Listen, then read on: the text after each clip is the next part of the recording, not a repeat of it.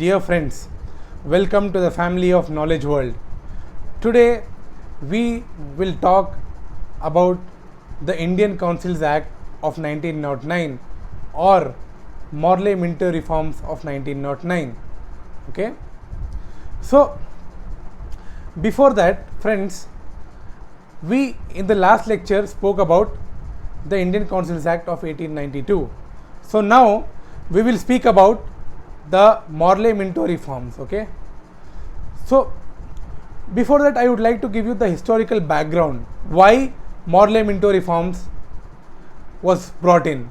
Okay, so we know in 1885, again I'll repeat what I spoke, Indian National Congress was formed. Okay, by 1900 Indian National Congress was demanding that British should involve Indians in the law making. Okay, even though 1892 Indian Councils Act came, but nothing happened, nothing much changed. Okay, then what happened?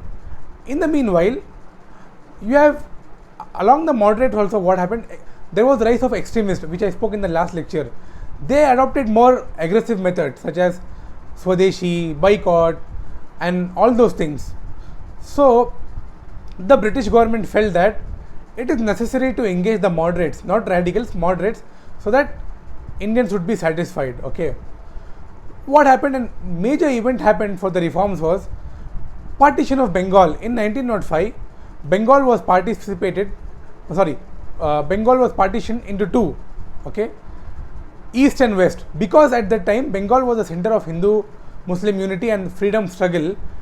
What Lord Curzon did, he partitioned Bengal. Okay, for that Indian nationalists was very angry. Okay, so what happened? Again, British what it did in 1906, it encouraged Muslims, okay, to meet Viceroy. Okay, and Muslims met Viceroy also and demanded separate electorate. Okay, one more thing what happened was Muslims also formed Muslim League in 1906. Okay, and their main agenda was to keep away Muslims from the British struggle and to remain loyal to British. Okay, and then what happened after that? In 1907, major event took place. That is the Surat split. Okay, in Surat split, what happened? Extremists and moderates were splitted. Okay, moderates gained the control of Congress and extremists was sent out from the Congress. The extremist, as we know, it was led by Bal Gangadhar Tilak, Lala Lajpat Rai and Bipin Chandra Pal. Okay, and moderates which had leaders like Gopal Krishna Gokhale and all those leaders. Okay, then what happened?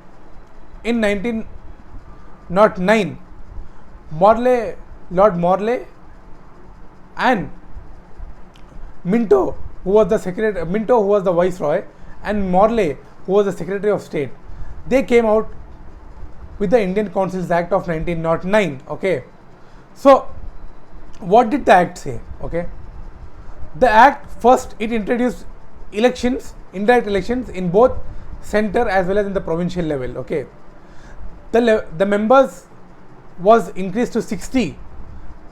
The elected Indian members increased to 60 in the central legislative councils, and members were enlarged in provincial legislative councils. Okay, then the Indians were sent to Viceroy's executive council. Okay, before Indians were there in the legislative councils but not in the executive councils.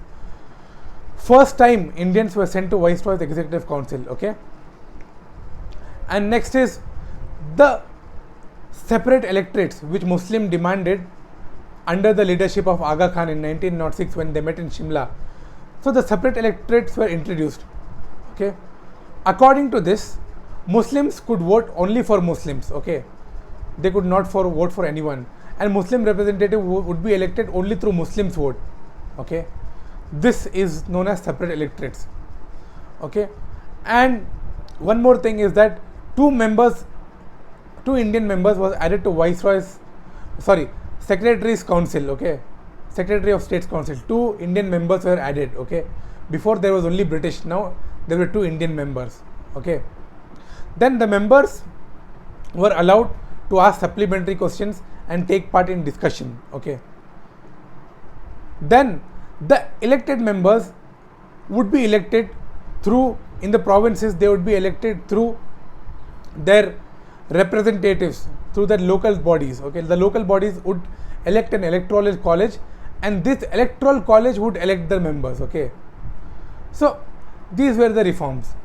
The importance of the act is, first times Indians were in legislative councils at so much numbers. Okay, and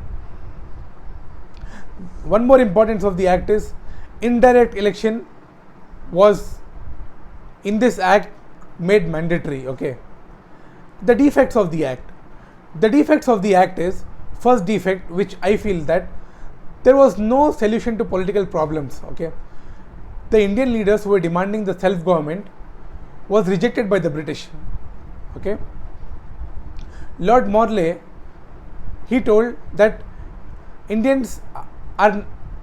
it is not feasible for Indians to grant self-government. Okay, and next point, the separate electorate which was provided by this act greatly impacted our national movement. Okay, it divided the Hindus and Muslims on the basis of separate electorates.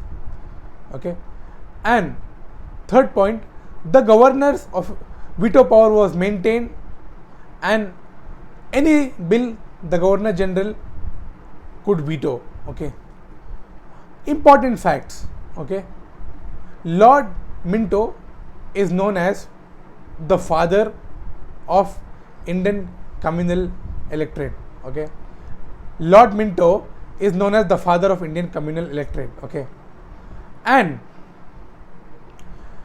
in 1911, okay, in 1911 the capital was shifted to Delhi. Okay, and also Lord Minto, Morley Minto reforms was not welcomed by nationalists. Okay, these three are the important facts. I request you all to please revert back to me if you have any doubts. Okay, thank you.